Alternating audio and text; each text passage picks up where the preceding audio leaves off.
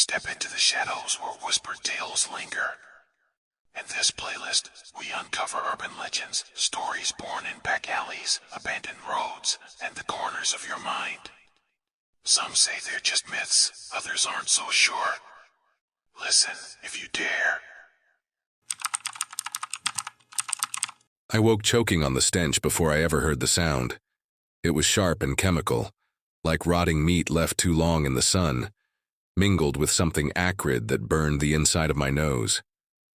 My eyes flew open and the room around me was black, a dense, clinging black that seemed heavier than night itself. I could feel the weight of it pressing against my chest as if the air had turned into thick water. At first, I thought maybe the generator had gone out again and the fan had stopped turning. That would explain the heat, the suffocating stillness. But no, this was different. The air was not just hot, it was tainted, spoiled. I swallowed hard, the taste of copper and bile slicking down my throat. Then I heard it.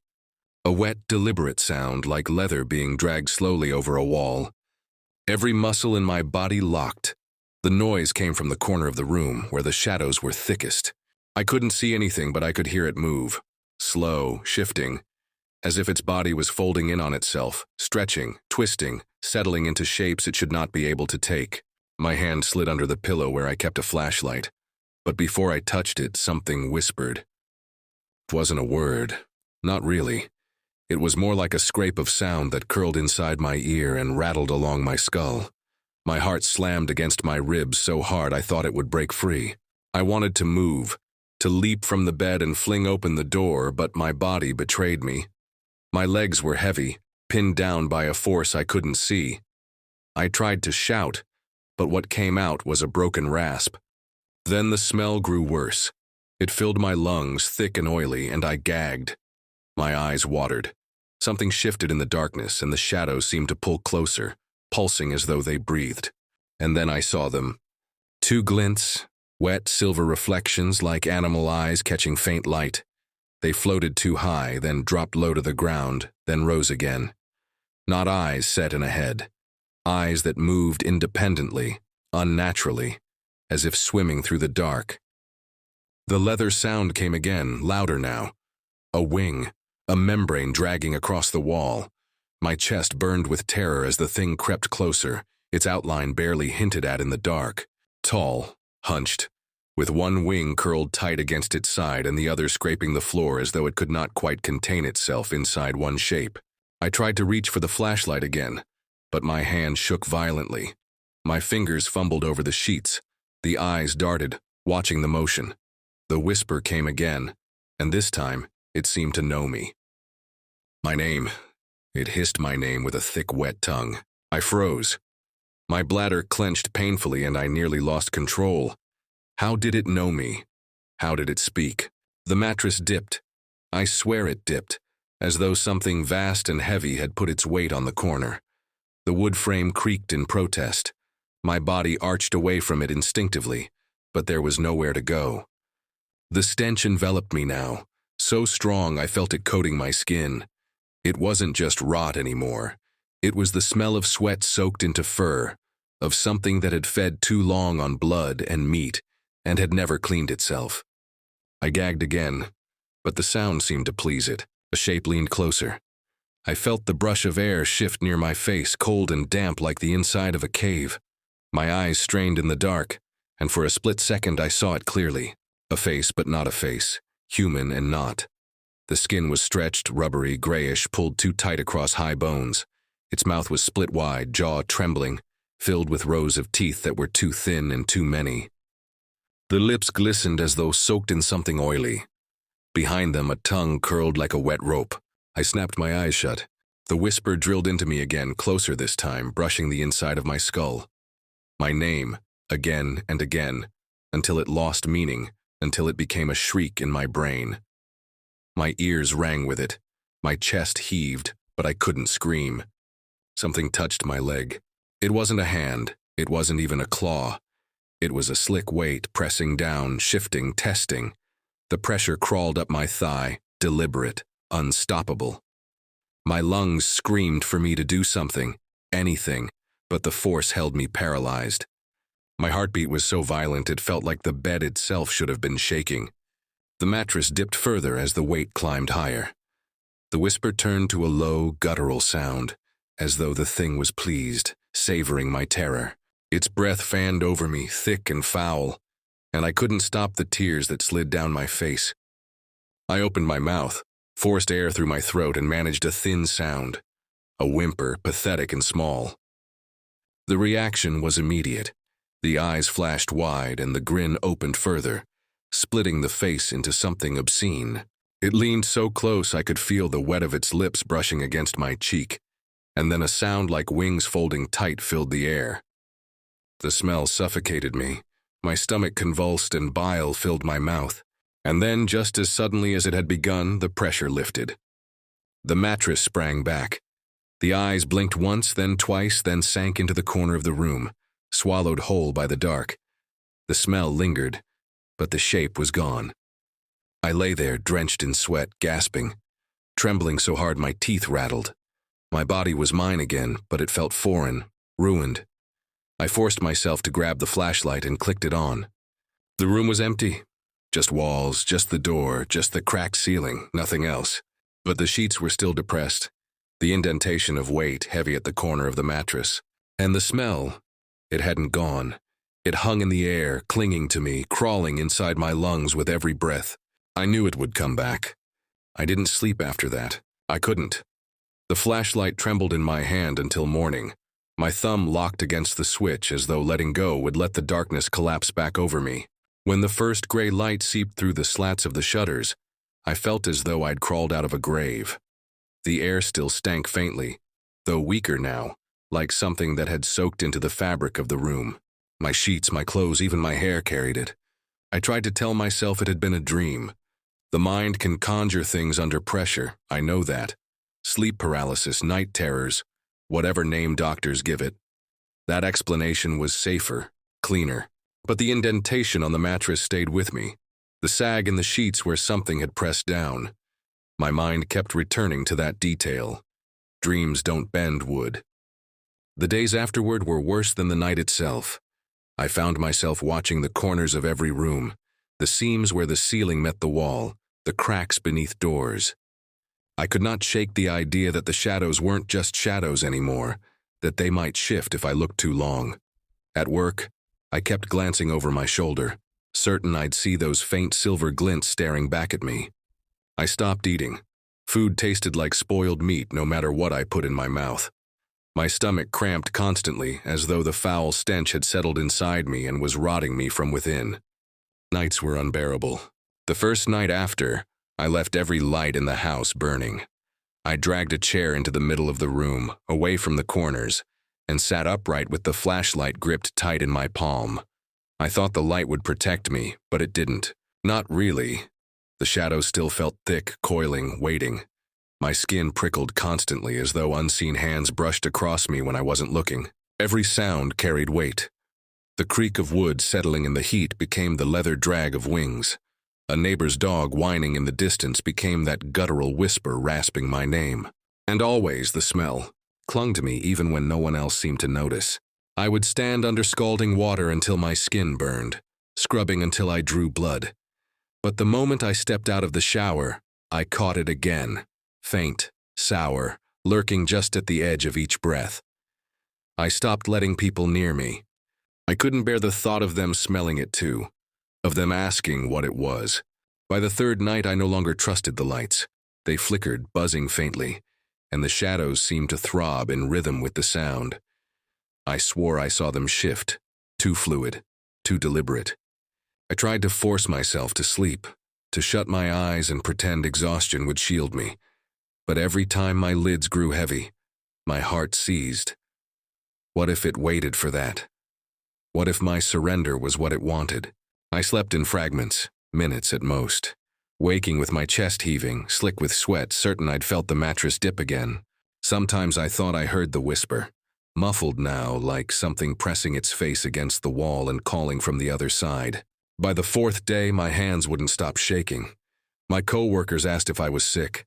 I lied. I said food poisoning, lack of sleep, too much work. They nodded politely, but I saw the way they glanced at me, the way their noses wrinkled faintly when they thought I wasn't looking. The paranoia bled into everything. I stopped opening my windows. I taped over the small gaps around the doorframe. I unplugged the fan because its hum sounded too much like that leathery scrape. My world shrank to a hot, airless box of light bulbs and silence. But it wasn't enough. That night, as I sat in the middle of the room, the flashlight gripped so tightly my knuckles ached. I felt it again. The pressure, faint at first, pressing against the edges of my mind. A presence. Watching. Waiting. My scalp prickled, every hair standing upright, and I knew it was near. Not inside the room yet, but close. The whisper slid through the walls. My name again, stretched and broken. A syllable dragged too long, echoing inside my skull.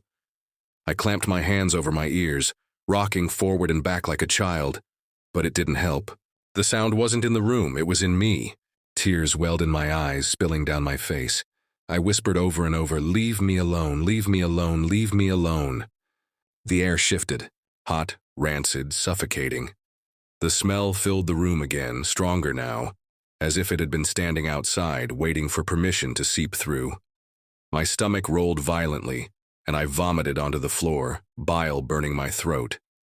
I gagged, choking on the taste, while the whisper pulsed louder, pressing me down with its weight. I tried to stand, but my knees buckled. I collapsed onto the floor beside the mess, clutching the flashlight to my chest like a crucifix. The beam danced wildly across the walls, illuminating nothing but peeling paint and empty corners.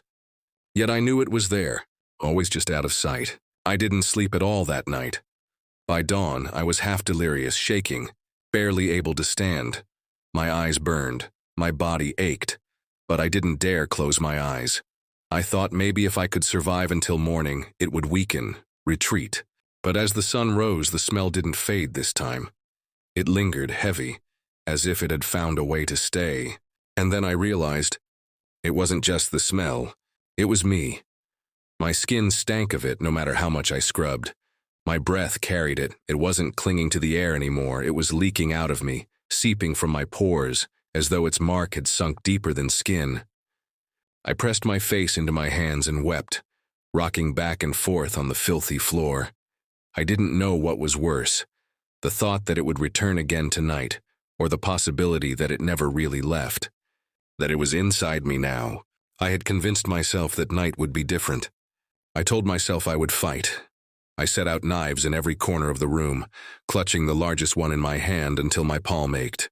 I poured salt along the baseboards like the neighbors once whispered about. I left the lights burning, every bulb blazing hot until the air was thick and stifling. The smell arrived first, slipping under the door and blooming through the air like a corpse splitting open.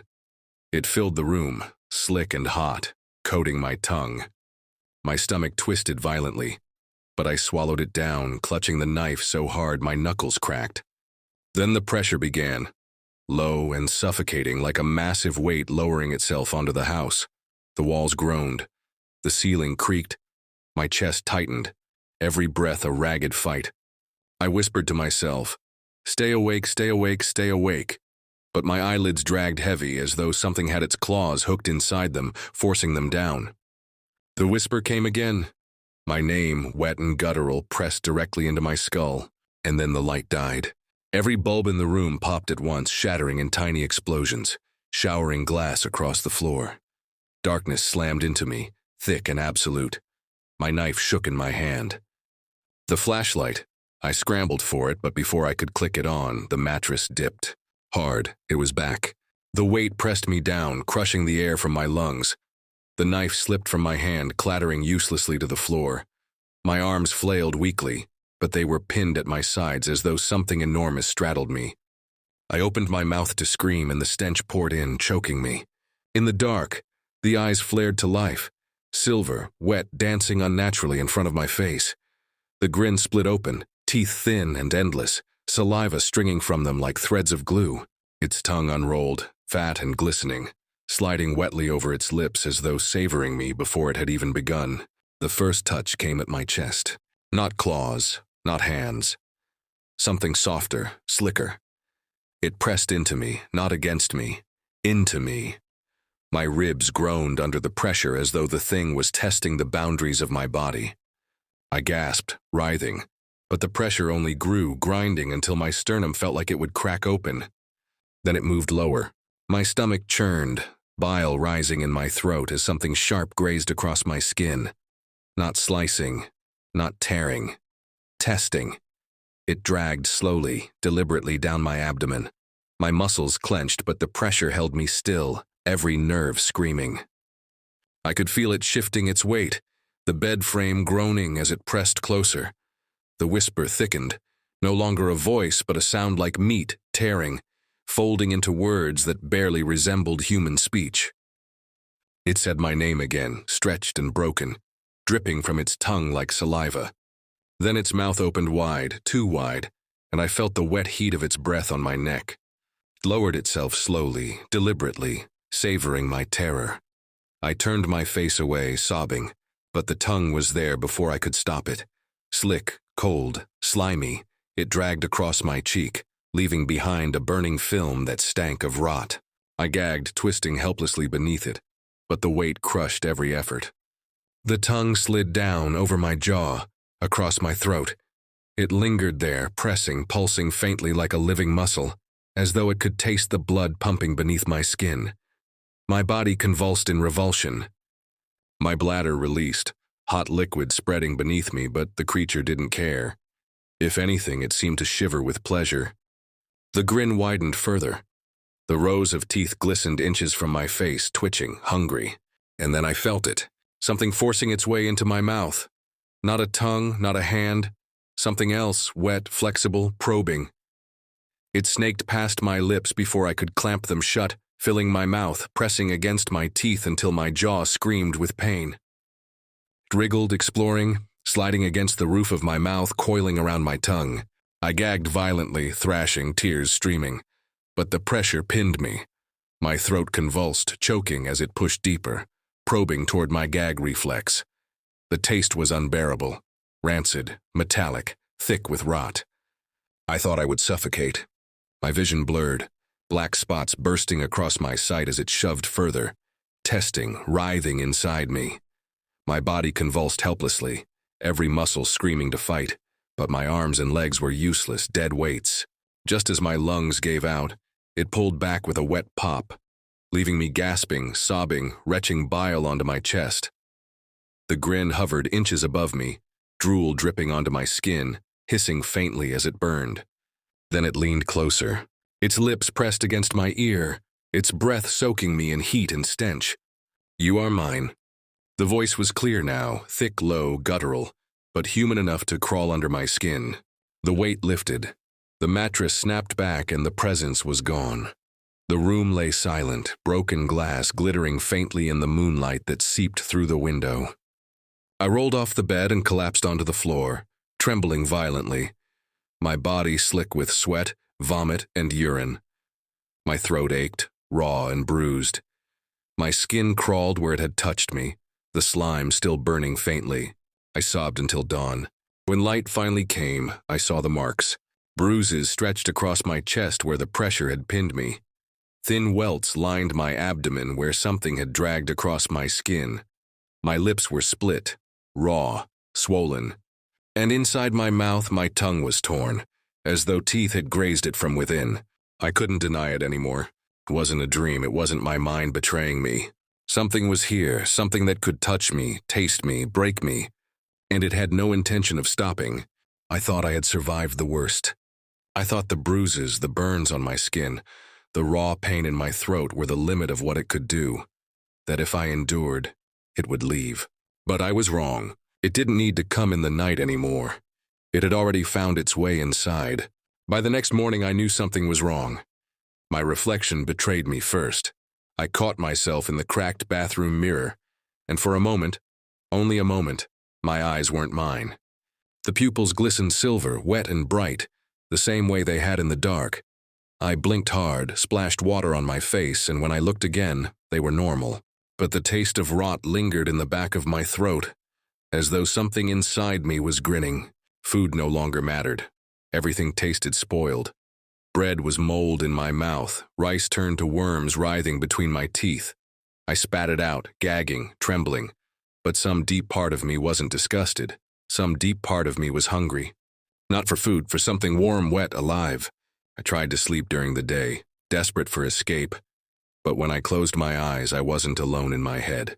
The whisper was there, curling against the walls of my skull, soft and intimate. It didn't speak my name anymore. It spoke as though it were me. I am inside, I am you. I woke screaming, my throat raw. My body didn't feel like my own anymore. My skin prickled constantly, damp with a thin sheen of sweat. But it wasn't sweat. When I wiped at it, the substance clung between my fingers like slime, faintly sour, faintly sweet. My nails had blackened at the edges, brittle, cracking. My tongue ached in my mouth, swollen, pulsing, as if something was pushing from beneath it. Neighbors started avoiding me. When I passed them, they turned their faces quickly, hands pressed discreetly against their noses. Children stared openly, their eyes wide, until their parents tugged them away. I wanted to tell them what was happening, to beg for help, but the words tangled in my throat. Every time I opened my mouth, I tasted that stench, and I knew they could too. That night it came without warning. I had locked every window, every door, sat in the middle of the room clutching the knife again, shaking, begging myself not to fall asleep. But I didn't need to. My eyes were wide, burning when it began. The smell didn't arrive from outside. It poured from inside me. My stomach cramped violently, twisting, swelling. I fell to the floor, screaming as bile surged up my throat, hot and caustic, spraying across the tiles. It burned where it landed, eating into the floor with faint hissing pops. I clawed at my gut, convulsing, certain I was tearing apart from the inside. Then I felt the wings, not on the outside, beneath my skin. Something stretched against my ribs, pressing outward, testing. My chest bulged unnaturally, the bones creaking, threatening to split. My back arched off the floor, spine grinding as though something massive had hooked itself into it, pulling me into new shapes. I screamed until my voice shredded, but the sound that came out wasn't mine. It was deeper, rawer, layered with something guttural and wet. The scream warped into laughter, thick, bubbling, not mine at all. My arms spasmed, slamming against the floor, my nails cracking and peeling until blood smeared across the tiles. My legs kicked uncontrollably, jerking at angles that felt wrong, bending too far at the joints. My body convulsed, but I wasn't moving anymore, it was. And then, in the middle of that unbearable torture, everything went still. My chest rose slow, steady. My hands curled calmly at my sides. The pain drained away. I stood, but it wasn't me who decided to stand. My body moved with an ease I didn't have anymore. My spine straight, my muscles firm, as if they were strings being pulled by someone else. I tried to resist, to stop, but my limbs ignored me. My hands flexed slowly, admiring themselves, then dragged along my stomach, my ribs, as if exploring a new vessel. And then I felt it smile, not on my lips, deeper, in the marrow, in the blood. A grin spread through me, stretching every nerve, every thought. The voice whispered again, but this time not in my head. It spoke through my mouth. I'm yours, you are mine, we are one. I screamed, but no sound came out. My body only laughed. My reflection in the window caught my eye and my breath seized. My face grinned back at me, lips stretched too wide, eyes glowing faintly silver. Behind my shoulders, for just a flicker of a second, I saw the shadow of wings unfolding. I collapsed to my knees, finally wresting control long enough to sob. My body trembled violently, twitching as though it fought between us. My jaw ached as my teeth ground against each other, rows clicking together too quickly, too eagerly, and then it forced my head back. My mouth opened wide, wider than it should. My jaw cracked audibly, tearing. Saliva spilled down my chin. My tongue writhed, pulsing, splitting at the tip until it forked briefly, twitching like a snake. I clawed at my face, trying to hold myself together, but my arms only pinned me harder to the floor. The laugh came again, deep and guttural, rolling through my throat, shaking the walls. I wasn't just being haunted anymore. I was being remade. There was no sleep anymore, not in the way humans sleep. Every time my eyelids drooped, I was pulled into something deeper than dreams. A black place full of leathery rustles and wet grins. My body no longer belonged to me when I woke. Each time it was changed, just slightly more than before. The bruises spread into shapes, dark blotches under the skin like wings folding themselves from the inside. My ribs bowed outward as if something hooked into them and tugged. The pain was constant, sharp, but never enough to kill me. It wanted me alive. By the third night after it entered me, I couldn't hide the changes. My nails had blackened entirely, curling to jagged points. My tongue had swollen, split permanently into two twitching tips that rasped against my teeth when I tried to speak. My eyes burned when I looked at the sun, so I stopped going outside. People didn't come to my door anymore. They whispered at a distance, their voices trembling. I could hear every word. My ears picked up whispers through walls, through streets. Every sound was too clear, too sharp. And my hunger, God, my hunger, wasn't for food anymore. Not for bread, not for rice. I craved the warmth that moved beneath skin, the pulse that beat through veins. When the neighbor's goat bleated late one night, I felt saliva flood my mouth. My stomach twisted with desperate yearning. I fought it. For as long as I could, I fought it. I bound my arms in ropes, tied myself to the bed frame, screamed prayers into the dark. My own voice sounded foreign now, low, guttural, vibrating against my throat like another creature was lodged there. The rope snapped by dawn. My strength wasn't mine anymore. It was something greater, crueler. The possession wasn't subtle. It was birthing. That night I woke to the tearing. My back split. The sound was wet, raw, like fabric ripping, but deeper, thicker. I fell forward onto my knees, screaming as hot blood gushed down my sides. The skin peeled, stretched until it gave way, and from the wounds rose something vast and heavy. Wings, membranous, slick, unfolding into the air with a leathery crack. I sobbed, clutching at them, but the more I clawed, the more they spread, twitching with freedom. My reflection in the window showed a thing I didn't recognize. Silver eyes. A mouth stretched too wide, teeth too many, grin too hungry. The shadow behind me was no longer mine. It was the shadow I had seen that first night, the demon leaning over my bed. Except now it bent when I bent. It moved when I moved. My voice came then, but it wasn't mine. The laugh I had heard in the dark poured out of my throat, thick and bubbling, filling the room with echoes. My chest heaved, my ribs distending as my lungs grew larger, stronger, not made for human breath anymore. I stumbled out of the house onto the dirt road. The night air clung to me, warm, heavy, but I didn't feel it the same. I felt currents, shivers of motion in the dark, the pulse of creatures hiding in their huts, the quick breath of animals cowering in pens. My new wings twitched, hungry to lift me. My tongue flicked against my teeth, tasting the night. And the whispers were gone, not because it left, because it no longer needed to whisper. It was me now, I was it. The hunger swelled. I felt my body hunch, spine bending unnaturally, my face elongating, skin stretching rubbery over new bones. I could smell them, the neighbors huddled in their huts praying silently, pretending they could not feel the pressure pressing down on their roofs, pretending they didn't hear the leathery scrape just outside their doors. My claws flexed, eager. My new mouth watered, thick strings of saliva dripping from its grin. I didn't want this. Some tiny part of me screamed in the back of my skull, begging, pleading, but it was drowned beneath the thrill. The ecstasy of power, the rush of blood pounding in every muscle, the intoxicating scent of fear wafting through the night. I opened my mouth and the voice came.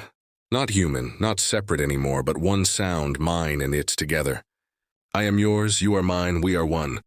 And then I moved into the night, wings spreading wide, the smell of rot blooming behind me. Every shadow bending, every heart beating fast as I drew near. The Popobawa was no longer something that came to my bed. It was me, and I was hungry. Thank you for listening. I kindly ask you to drop a like and subscribe and share this video with fellow horror story fan.